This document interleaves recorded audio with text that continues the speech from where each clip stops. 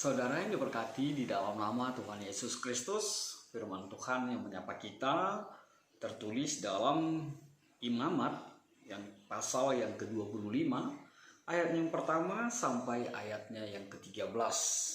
Namun ada baiknya kita bersatu dulu di dalam doa. Kita berdoa. Bapa di dalam sorga, terima kasih Tuhan Yesus, Engkau sungguh baik dan teramat baik, selalu hadir dalam kehidupan kami dan memelihara hari-hari kami. Tuhan Yesus, satu kerinduan kami mau dengar-dengaran akan firman-Mu. Maka berfirmanlah Engkau Tuhan, sebab kami siap untuk menerimanya. Amin. Saudara yang diberkati dalam nama Tuhan Yesus Kristus, seperti yang saya ungkapkan tadi, firman Tuhan yang menyapa kita tertulis dalam Imamat pasal yang ke-25 ayat yang pertama sampai ayatnya yang ke-13. Begini firman Tuhan. Imamat 25 1 sampai 13.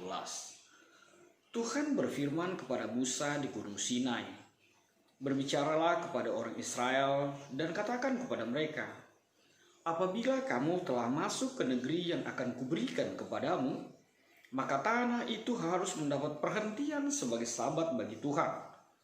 6 tahun lamanya engkau harus menaburi ladangmu, dan 6 tahun lamanya engkau harus merantingi kebun anggurmu dan mengumpulkan hasil tanah itu.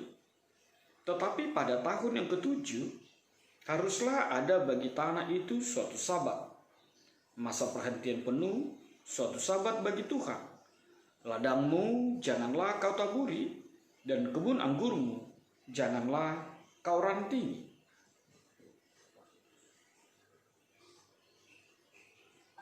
Dan apa yang tumbuh sendiri dari penuaianmu itu janganlah kau tuai, dan buah anggur dari pokok anggurmu yang tidak dirantingi janganlah kau petik.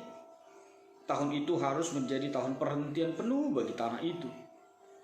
Hasil tanah selama sabat itu haruslah menjadi makanan bagimu, yakni bagimu sendiri, bagi budakmu laki-laki, bagi budakmu perempuan, bagi orang upahan, dan bagi orang asing di antaramu, yang semuanya tinggal padamu, juga bagi ternakmu, dan bagi binatang liar yang ada di tanahmu. Segala hasil tanah itu menjadi makanannya. Selanjutnya, engkau harus menghitung 7 tahun sabat, yakni 7 kali 7 tahun, sehingga masa 7 tahun sabat itu sama dengan 49 tahun.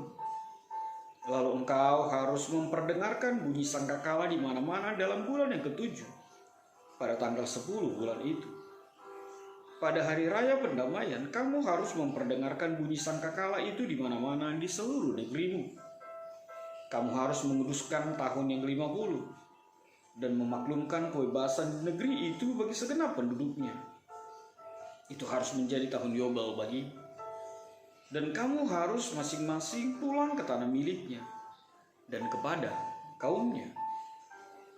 Tahun yang ke-50 itu harus menjadi tahun Yobel bagimu.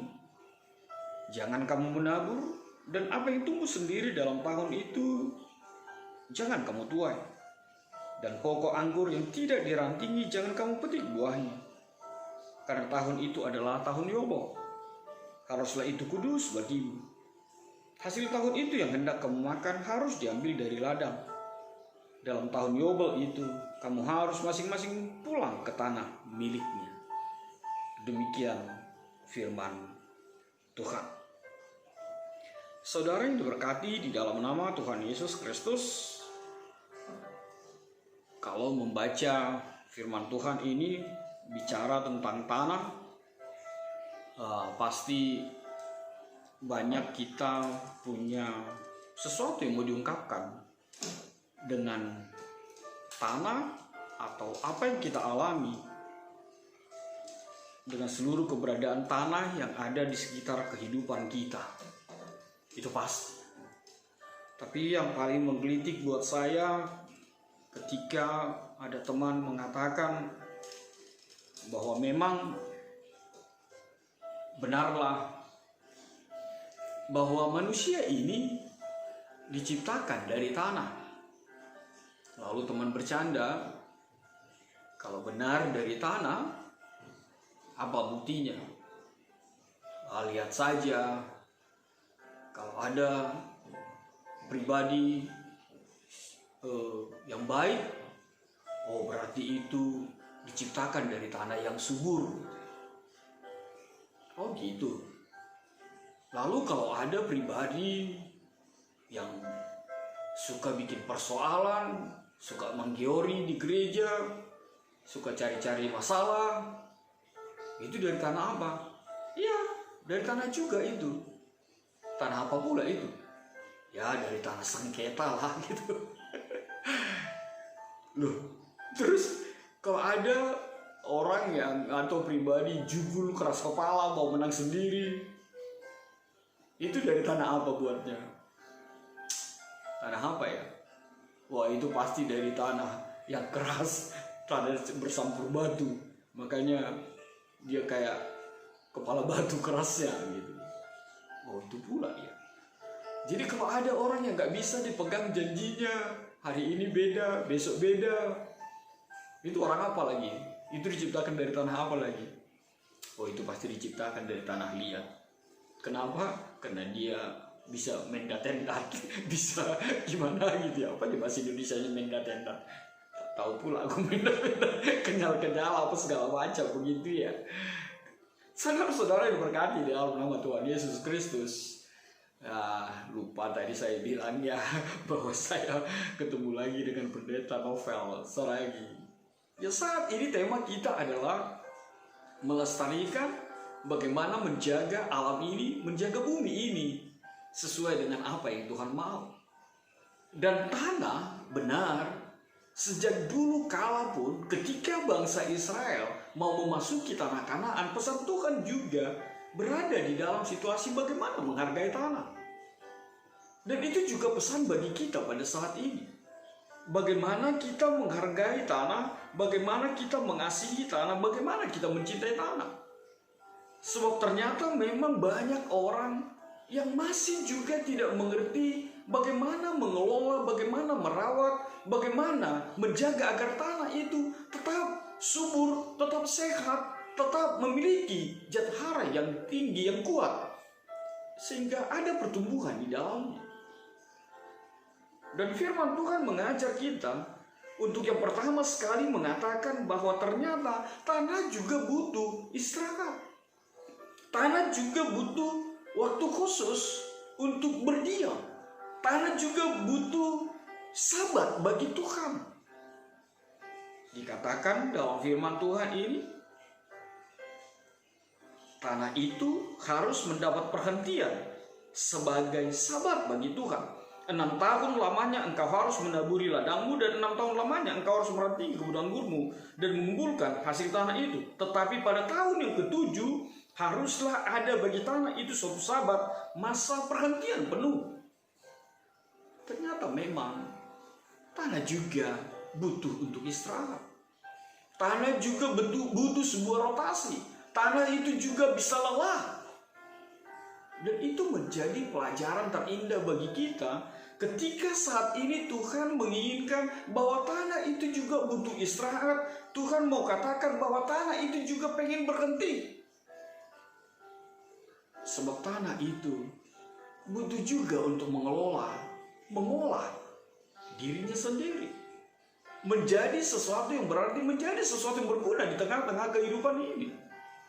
Dan satu hal yang pasti, ternyata tanah juga butuh berhenti. Artinya apa? Tuhan juga mau katakan bagi kita bahwa kita menjadi pribadi yang mencintai tanah, yang berproduksi di tengah-tengah kehidupan kita. Kita juga butuh istirahat. Kita juga butuh perhentian. Kita juga butuh waktu untuk bersaat teduh. Dan firman Tuhan ini sangat nyata, sangat begitu mengena pada saat ini. Sesuatu yang positif dengan kejadian pada saat ini tidak lain adalah Tuhan menghadirkan tempat kita untuk berhenti, beristirahat, merenungkan di tengah situasi COVID-19 ini. Sudahkah kita mampu untuk melihat bahwa bumi ini terlalu capek, bahwa bumi ini sudah begitu lelahnya. Lihatlah lapisan ozon, lihatlah panasnya luar biasa, lihatlah banyak sekali tanah yang tidak diolah dengan baik, lihatlah pertambangan yang mengeruk tanah sampai ke dasar-dasarnya sehingga tidak ada satupun yang bisa hidup lagi di dalamnya. Kesalahan manusia yang tidak lagi mencintai tanah itu, yang tidak lagi mengasihi tanah itu. Padahal sebenarnya ketika kita mencintai tanah, ketika kita mencintai alam ini, maka alam ini juga akan mengembalikan bukti cinta kita kepada tanah itu. Makanya cintailah tanah, kelolalah tanah, dan ingatlah bahwa kita, Anda, saudara semua diciptakan dari tanah. Artinya apa? Kita tidak boleh terlepas dari kehidupan, mencintai tanah di tengah-tengah kehidupan kita. Lalu Tuhan mengatakan, berikanlah tempat perhentian, berikanlah sabat bagi tanah itu. Dan ini juga menjadi pelajaran terindah bagi kita ketika kita menjadi pribadi yang ditempatkan Tuhan di muka bumi ini. Berikanlah waktu untuk beristirahat. Berikanlah waktu untuk bersaat teduh. Berikanlah saat untuk berhenti. Jangan bekerja terus. Jangan mikirkan uang terus. Sampai tidak ada waktu untuk orang lain, untuk keluarga, untuk kehidupan di tengah-tengah persekutuan keluarga kita. Kita sibuk, badan kita bersama keluarga, tapi pikiran kita entah di mana. Selalu bicara tentang proyek, selalu bicara tentang segala sesuatu yang menghasilkan uang. Sama seperti lagu itu. Kerja keras bagai kuda. Kerja keras, bekerja terus. Lupa beristirahat. Lupa bahwa kita juga berhenti. Lupa bahwa Tuhan juga punya hari berhenti. Dan saat ini Tuhan menyapa kita kembali. Berikanlah tanah itu untuk beristirahat. Cintailah tanah itu dengan memberikan tempat, waktu untuk berhenti baginya. Jangan peras dia terus. Jangan kelola dia terus. Jangan tetap dia berikan zat kimia yang mematikan segala sesuatu di tengah-tengah kehidupan di dalam tanah. Agar tanah itu memberikan sesuatu yang terbaik bagi kehidupan ini. Lalu apa hal yang kedua yang dikatakan di dalam kebenaran firman Tuhan ini? 7 kali 7 tahun 49, dan tahun yang ke-50 dikatakan di dalam kebenaran firman Tuhan ini haruslah itu menjadi tahun Yobel. Selanjutnya engkau harus menghitung 7 tahun Sabat, yakni 7 kali 7 tahun, sehingga masa 7 tahun Sabat itu sama dengan 49 tahun. Lalu engkau harus mendengarkan bunyi sangkakala di mana-mana dalam bulan yang ke-7 pada tanggal 10 bulan itu. Pada hari-hari raya pendamaian kamu harus memperdengarkan bunyi sangkakala itu di mana di seluruh negerimu. Kamu harus menguduskan tahun yang ke-50 dan memaklumkan kebebasan di negeri itu bagi segenap penduduknya. Bahwa tanah itu di tahun ke-50, jadikanlah itu tahun Yobel. Jadikanlah itu tahun pendamaian, jadikanlah itu tahun pembebasan. Masih ingat lagunya itu? Ini tahun pembebasan, ini tahun pembebasan. Semua tawanan dilepaskan.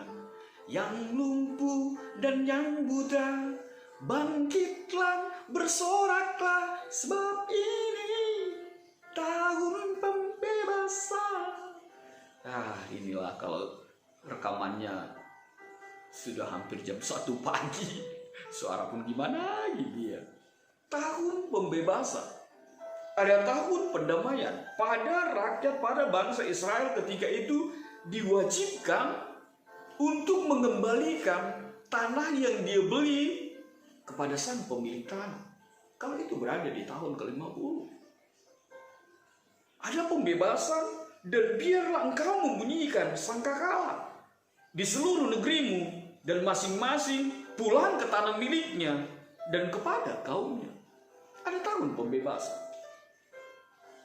Dan di tahun pembebasan ini, kita semakin dikuatkan untuk hiduplah di dalam kebebasan bersama Tuhan ini.